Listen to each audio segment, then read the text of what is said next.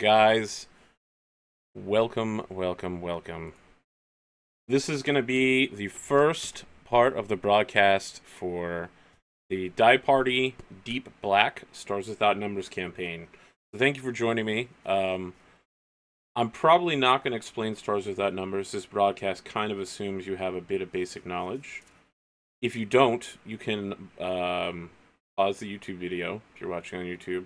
Or if you're watching live, you can go to Google and type in Stars Without Numbers, free edition, and pick it up from Drive-Thru-RPG and follow along. It's completely free, and it has 90% of the game in it. The only thing it's missing is some stuff on AIs, which you normally probably won't use that much unless your players really want to play a robot, and societies, which are super advanced and are basically like advanced factions.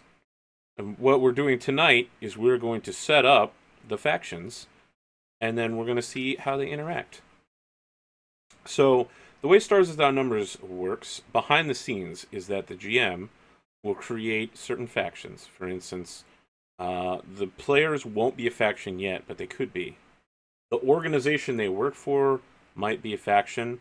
The worlds that they come from will be a faction. Some places they oppose will be a faction. If you watched the Calum Gladium campaign, which is a series of one-shots that I did, you know that in the Ragnhild sector, there is a faction called the Powers Institute, which is a not-for-profit, open-source psionic academy. And they're probably going to play pretty heavily in the show because of the way that the sector works, which I'll explain more in a short time. So there will almost certainly be a faction. But what's going to happen is these factions are going to have assets, which I will purchase for them. They're going to have a goal, which we're going to set together. And they're going to have a purpose, right? I mean, they can have a goal, but a goal doesn't define the faction. For instance, the Powers Institute, I don't know what their goal is yet. But I do know what their purpose is. Their purpose is to train psychics. They're going to be the place that brings psychics in and trains them and then essentially turns them into semi-militant, highly skilled warriors that are capable of doing so much more. So they all get military training, because the Ragnhild sector, the planet that they're on, has, like, super dinosaurs, and they use the psionics to basically go out there and blow the dinosaurs up. So they, like, send psionics out with scrap metal, and have, you know, the telekineticists, like, toss scrap metal at them, or, you know, telepathically read the mind of whatever the pack alpha of the super dinosaurs is, and then be like, oh, they're about to migrate, we don't need to mess with them. That kind of stuff. Also set them on fire. Another one is really powerful psychics can grab a hold of things and then teleport them a short/long distance. Very powerful psychics can teleport things into space. So that might be something we see. I very much like the idea of that. Oh, look at that. Can you see my hat? There we go. We got my N7 hat right here. A lot of this campaign is based around Mass Effect. So let's talk about what the players are going to be. The players are going to have a ship called a frigate. It's the first military-sized ship. So there are fighters, which contain one pilot/gunner. There are free merchant ships, which are cargo haulers. And then there are patrol boats, which generally have a spike drive that lets them travel through space between planets, but they tend to not to because they're system patrol boats, right? I mean, they're literally called a patrol boat. Their whole purpose is to, like, intercept things in system. So frigates are really advanced ships. With the way Stars Without Numbers works, the planets are coming back from this complete meltdown of society. And so a frigate is the first real military ship that's going to be traveling between sectors. And there aren't going to be that many other frigates out there. There might be a couple cruisers, which are much larger than frigates. and they also tend to have fighter bays, which make them much more deadly. But the players will be using a frigate. Be talking to them. I think Henley, who is going to be playing, had some pretty interesting designs for it. At the very least, much like the Normandy, it's going to have an advanced ECM array. It's going to be able to hide itself fairly easily from the eyes of people. And what the point of the show is a deniable asset, just like Shepard in the Normandy. Things that aren't necessarily attached to the planet that they come from, or in this case, the planets they come from. They're going to be expendable. They're going to have a covert mission. They're going to be told, drop off these secret assets in this place and don't get caught. They're going to be turning off their transponder. They're going to be faking their transponder. They're going to be hacking. Maybe some assassination. Definitely counterterrorism. Perhaps some terrorism. I still got to nail that down with my players. But let's talk about how you, the audience, can get involved. Starting with tonight. Even if you're watching in the past, there are things that I would like from you. The first off is that we have a wiki for this. Let me see if I can find the link for it. It's deepblack.wikia.com. And there's a lot more stuff to that, so it's going to be in the video description, and I just put it in chat if you'd like to click on that. What's going to happen is I'm going to update the wiki as I know stuff. So currently I don't know very much, so there's not much on the wiki. But let me tell you how you can get involved, players. I need a couple things. First off, I need the names for ships. There's probably going to be a lot of ships in this campaign because it's a naval military campaign and they have a spaceship. And if there's one thing you know about people who play RPGs, it's that if you give them a giant floating death fortress and tell them they're one of the few giant floating death fortresses, and you set them out into space, they are going to kill people. It's going to happen. It's inevitable. So if you would like to send me a message on Twitch, send me a message on YouTube, leave a YouTube comment section message, or tweet me the name of ships you would like, I will add them to the wiki, ship names, and when I need a ship name, I will go to that wiki. I see at least one person in the chat who is hyper excited, has at least two names out there, the SS Washington and the Skyraptor. So I think you'll probably see those ships. We'll see. We'll see. I will write them down somewhere, just so I remember those names. Get them added to the wiki. Here's another thing you can do, and it's not currently available, but it will be after the first episode. The players are going to be sent on missions by Fleet Command, right? But they're going to have some choice. Here's how it's going to work. The players are going to have a pick of 2 to 3 missions, and they're going to pick which ones they want. So, for instance, I know that a lot of them want to see boarding action. They want to board hostile ships to either rescue VIPs, capture VIPs, or,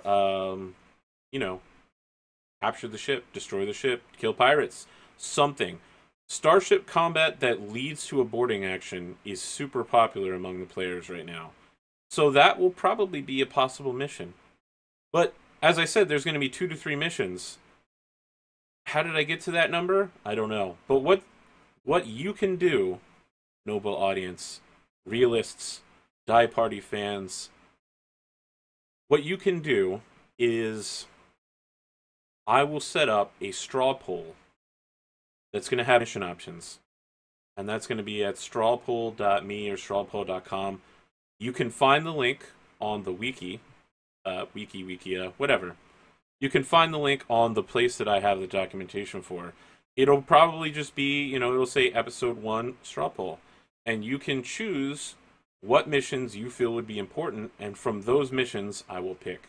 So tonight, we're going to set up a number of possible mission types using the very powerful generator system for Stars Without Numbers. I think that there's going to be a number of planets that have missions attached to them, and a number of factions that will have missions attached to them. So, I think we should get started here. Let's get moving. we're gonna define these planets first before we do factions. We're gonna define the planets. So let's start with the place the players come from. They come from the following four systems: Chromios, Swasan, Niharika, and Granados system, which I've already pulled up here. Now, this is super spoilery from here on out, so if you are a player and you've already not listened to me when I sent you an email saying don't watch this, I'm guessing you probably won't listen from here. But if you are also a person that doesn't want to watch this because you don't want to be spoiled in the future, you should stop watching at this point. Although if you started watching, yeah, I just don't know. Anyway, the Granados system is where the capital of this area is. And I think this four-planet system is called the Federal Society. As you can see here on the faction tracker. Uh-oh. Did this thing break again? Alright, let me reload it. There we go, Federal Society. And we're gonna start with the faction Federal Society. Now, they have the following systems: 306, 406, 47, and 55. So let's see if I can remember that long enough. 306, 406, 407, and 505. And let's just double check. 67505. That sounds right. Okay, excellent. The capital is the capital city of, or the capital planet of Bannon. Now, as you can see, this is a temperate, breathable planet, perfectly safe for people. Fantastic planet that people are really going to love. It has baseline post-tech, which means it is among the leading recovering planets. And it has the tags Regional Hegemon and Psionics Worship. Now, these tags are things that the players wouldn't be able to see. If I gave them this map, there's a... So this is a generator that you can use, which you can find at emicron.com. And when you download the map after you've made it, particularly this sector map right here, it will give you a GM version and a player version. And the player version will have all of this stuff, but it won't have the tags, which means it won't have any of the other things here. Regional Hegemon means that this planet is the head of a society. It's the head of some large grouping of government. And that is why the players are coming from this planet, or from this area, is because this is the largest government in the area, which is probably the one that can support a rogue frigate. It's also got Psionics Worship. Now, when I read Psionics Worship, I thought we could go with the usual thing. You know, Psionics are the head of the government. Everyone literally worships them. But I decided to twist it and make it Kardashian. Yeah, we got real with that. What happens is, when people are discovered with psionics, they're basically given two choices on this planet. They can either join the royal family, which is made entirely of psionics, and live a 24/7 Truman Show style life. That's going to date me, I think. But basically a reality TV show. The real world, I don't know. What's the current modern reality? Anyway, you know what I mean. They follow these psychics around constantly. The psychics are like the British royal family. You know, they don't exactly have a strong hand in governance. They are, however, highly liked by the populace. In times of war like this, they're relied upon to issue, proclamations and keep the public morale up, and act as kind of a morality / religious figures. So the people believe in the psychics. The other thing that psychics do is join the military. So no matter what, you're always going to... They were called Cardassians in Deep Space Nine, not Kardashians.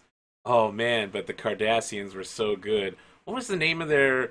the Tal Shiar was the Romulan intelligence service. But, yeah. Oh man, this hat will not stay straight. Alright, here we go. Yeah, dog, slightly off-center hat. What's up? Gotta keep that N7 logo up front. Man, that was so white and gangstery. Alright. Yeah. So, I thought that would be a cool way to go. Military psychics Henley is making a militant psychic, I believe. The other thing to realize about the government of not just this planet, but all the planets it controls, is that citizenship is not given at birth. You can be a resident. You're given residency at birth. But citizenship, such as the right to vote, the right to own land, all of that bears upon serving your government. So only about a quarter of the population has citizenship. Now, really rich people, they'll just pay the government for citizenship. Joining the military for a couple of years, citizenship. Doing great works of art or great works of humanity, charity, just doing things for a community is a way for citizenship. These voting body then is further knocked down from the overarching 25%. They vote for a republic, and so it is a representative democratic republic. But not everyone, again, can vote, only citizens. So, further down from that, of course, is the military, which answers to the public government. So, let's write down what we know about the planet Bannon underneath the planet documentation. So, we've got planet name, and we have purpose, history, and government. So, planet Bannon, its purpose is worship psychics, maintain regional order. The history is, this is the first planet in the southern half of the sector to recover from the Scream.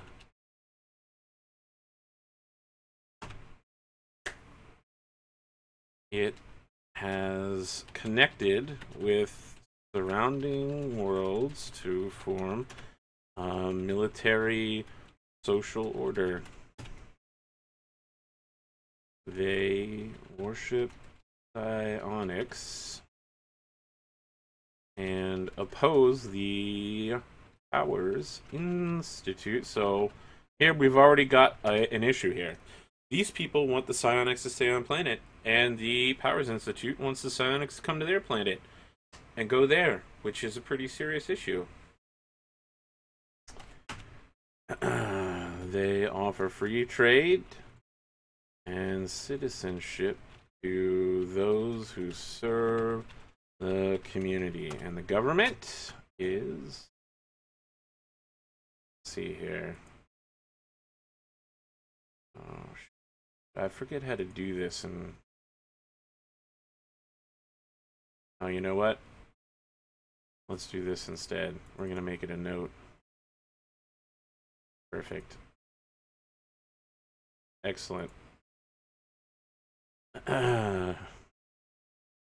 Citizenship representational.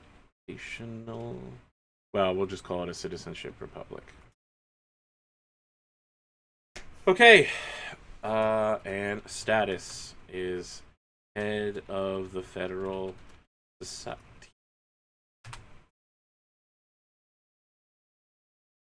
Well, I don't think status. Let's call it allegiance.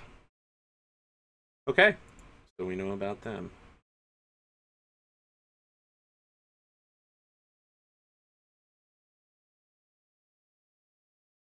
How do we do this? Sorry, close. This is going to be another world that the planets can, or that the players can come from. The Niharika system, Albin Bacheri. Let's see here. It's got a breathable mix, but it's a tomb world. The issue is that something underneath this planet's surface is not what it seems to be. I think that this is going to be an interesting planet. It's got tech level 4. It's got tens of thousands of citizens.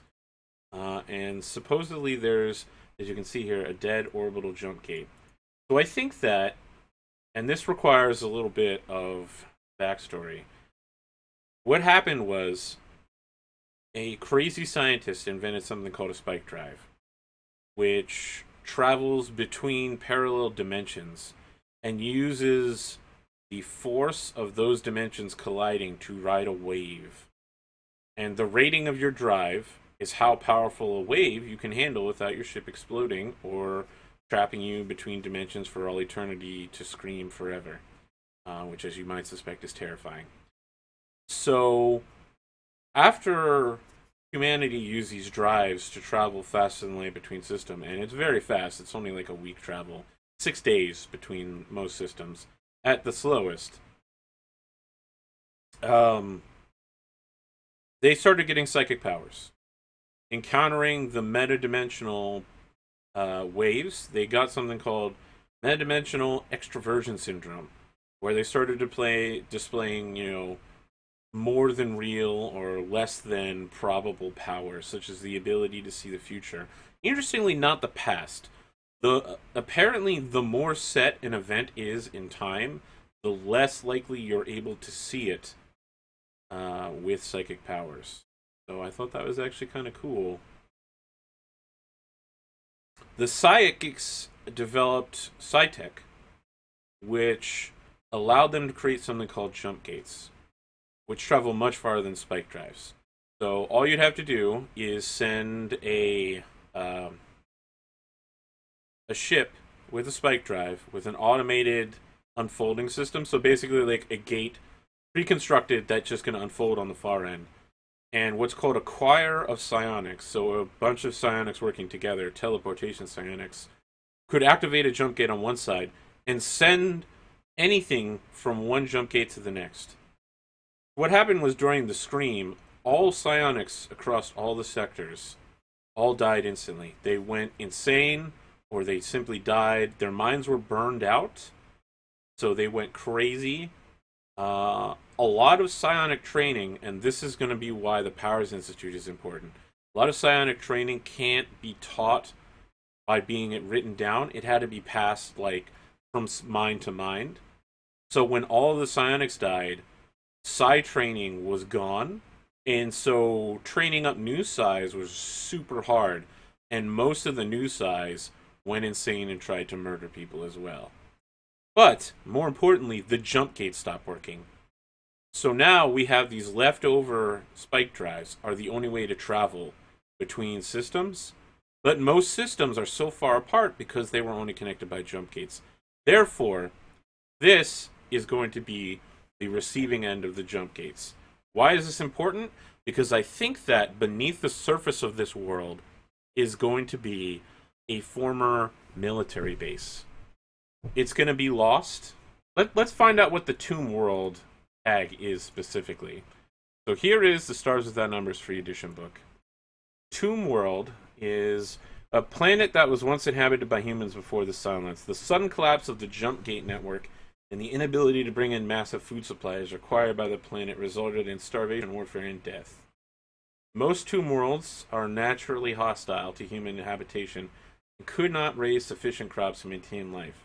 The few hydroponic facilities were usually destroyed in the fighting, and all that is left is a few ruins, bones, and silence. Okay, got it. It's going to be different.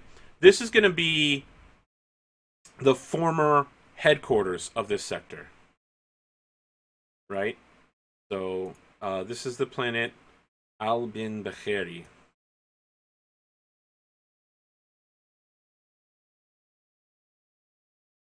Oh, that was crazy. And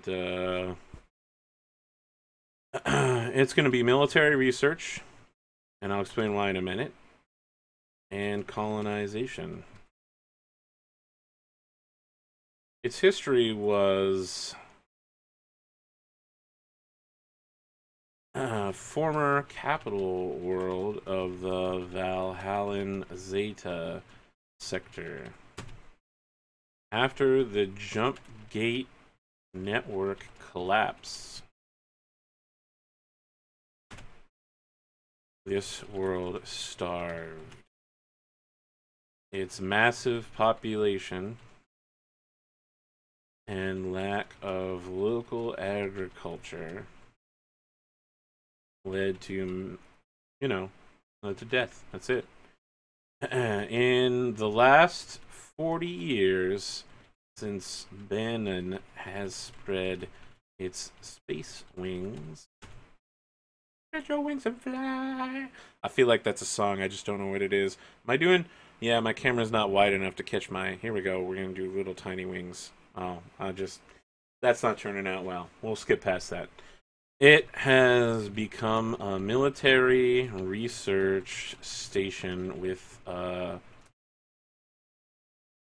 civilian populace to support.